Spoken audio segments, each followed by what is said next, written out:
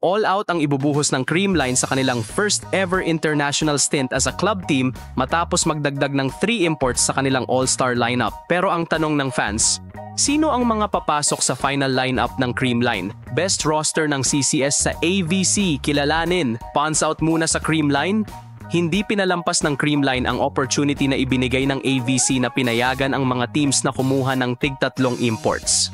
At out of all Philippine club teams na sumali sa torneo, Creamline lang ang talagang nakapag-maximize ng 3 imports.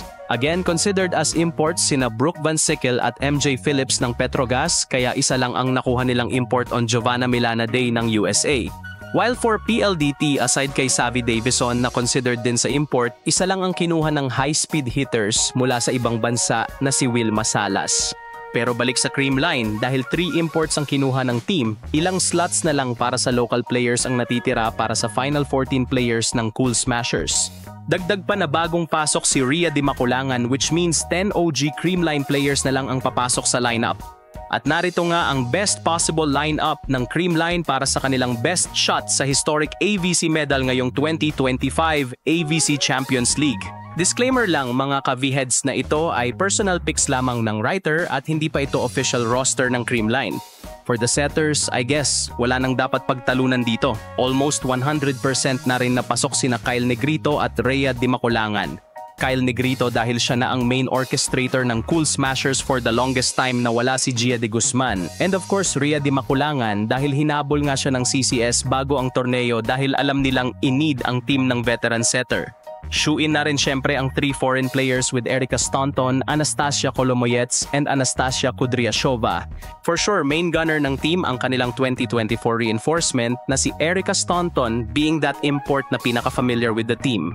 But of course, ima-maximize din ng team sina Kudryashova and Colomoyets, lalo na si Colomoyets na middle blocker, ang isa sa not-so-weakest spot ng team. Moving on, for the liberos, halos 100% sure na rin ang veteran liberos ng team na talagang binabad din ng team sa kanilang most crucial games sa nakaraang PVL Conference. Malamang ay sina Kyla Atienza at Denden Lazaro Revilla nga ang gagamitin ng team. Parehong may international experience, veterans, and can complement each other's game.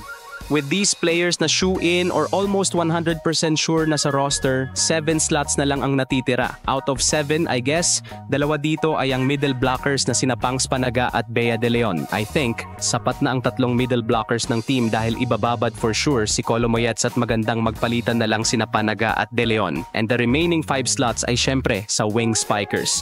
Out of the wide pool of wing spikers ng Creamline, siguro pare-pareho na nang may isip ang mga fans. First, Alyssa Valdez. No explanation na nga ito dahil with her international experience, leadership and composure, no doubt na siya pa rin ang magiging puso ng team. Next is Gemma Galanza. Siya so far ang player na may pinaka-balanced offense and defense kaya super kailangan siya ng team. Next is Michelle Gumabao. Hindi man batak internationally, kailangan ng Creamline ang kanyang high efficiency and of course isa rin sa veterans ng team. Up next is Tots Carlos. Though mukhang malabo na ibabad si Carlos dahil wala pa siya sa kanyang 100% condition, definitely valuable pa rin ang magiging ambag niya sa team. And for the last slot, Bernadette Pons. Siya so far ang alanganin sa team dahil may usap-usapan na focus muna sila ni Cici Rondina sa beach volleyball. At kung hindi na nga siya ila-line up ng Creamline, best substitute is Lori Bernardo. Pinatunayan ni Lori ang kanyang sarili noong 2025 PVL Finals, dagdag pa na she can play both opposite and middle blocker position. At yan nga so far ang best lineup ng Creamline this AVC. Again mga ka-V-heads, ito ay unofficial at opinion lamang ng writer. Pero looking at the pool of players ng Creamline, ito possibly ang best combination ng Creamline players. Bukod sa chemistry, andyan na rin ang pagiging veteran ng players at syempre, ang international experience. For sure, magiging malaking tulong din talaga ang imports and hopefully ay mailabas nga ng playmakers ang full potential ng mga ito. Ito na ang ikalawang international exposure ng Creamline matapos irepresenta ng Cool Smashers ang Pilipinas sa 2022 AVC Women's Volleyball Cup.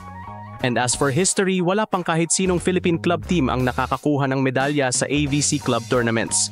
Kaya naman malaki talaga ang expectations ng fans sa Creamline being the best local team at dagdag pa ang 3 imports.